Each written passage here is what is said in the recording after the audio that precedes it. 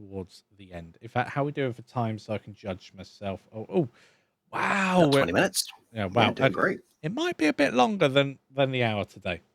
Well, let's dive in straight away to let's use this cube, and instead of just going through this area here, let's make ourselves a crate.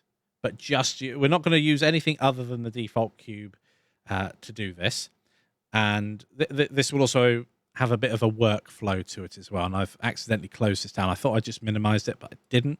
So, how would I go ahead and create a very, very basic crate? I would have the sides all the same, and I'd have an individual top and bottom. So let's think about how I could work with that. So I have our UV islands here.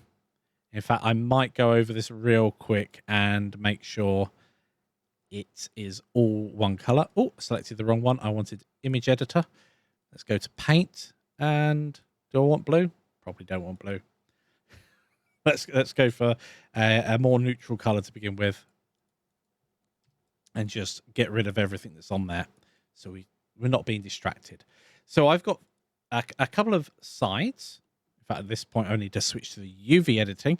I preferred it when it was all in one space, you see, because I didn't have to switch like that. So we've got 4 sides, 1, 2, 3, 4, and then this one's the bottom, if I remember, and this one's the top. So we want these 2 to be the same and these 4 to be the same. So what we can do is select that, press G and move it. And we could try and stack it perfectly on top, but that is a fool's game. What we want to do is scroll along here and turn snapping on. And then we can either use increment snapping or vertex snapping. Now, because all of these are the same size, I would probably just use increment with absolute grid snap turned on. But I'm going to assume that it's not a different, not a uniform size, and go for vertex, because then what we can do is bring it on top of another object like so.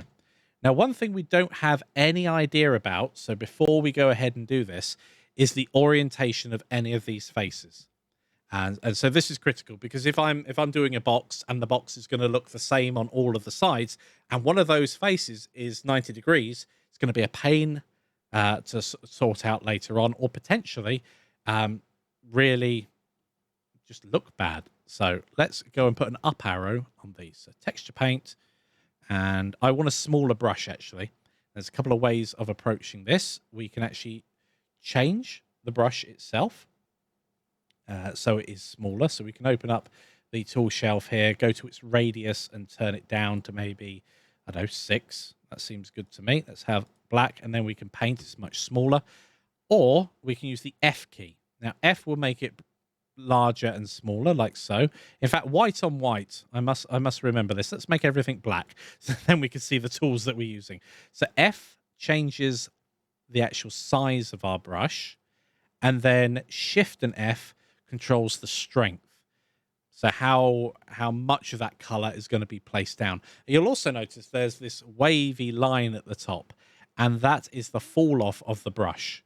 So it's going to be strong towards the middle of it, basically, and it's going to fade out, which is what we see when we're using it. That's why it's got a fuzzy edge. You can have a much sharper brush as well, and depending on what you're doing, you can play around with that fall off.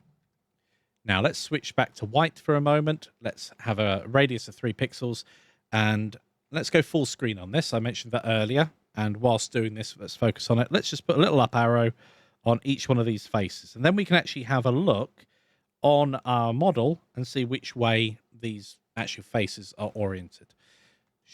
Control and space to get that back. We can come here. So it looks like all of these sides are facing the right way, which is perfect.